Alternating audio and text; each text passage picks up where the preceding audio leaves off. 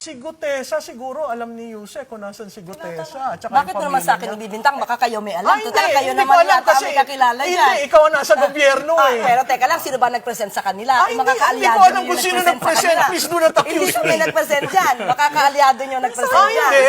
Ayan ang propaganda. Biro mo ang assertion mo, ako kasama. Eh, ba't mo Excuse hinahanap me. sa akin? Baka Ay, alam mo. Alam mo, pag ikaw ang estado, Okay. never mind. Well, let's I respect this show. I do not want to go to the gutter. So, don't Let's ask start ng vote, kasi.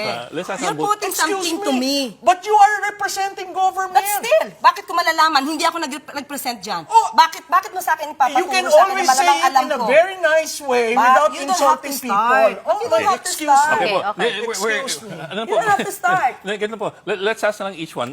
Do we have any information from either end? Any information from either end of where he is? And No, I don't know. There was someone who told me that he is in the custody of government, agencies of government, including the family.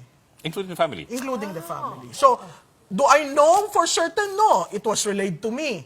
Am I part of the scheme that some people would say I am part? I am not. I am just an ordinary citizen who loves this country and would like to comment on certain things. Tinanong natin yan sa Marines eh. At sinabi nila na wala sa kustodiya nila, walang nakakaalam. Siguro ang dapat na natin tanong si Mike Defensor. No, we already asked Mike Defensor. nila.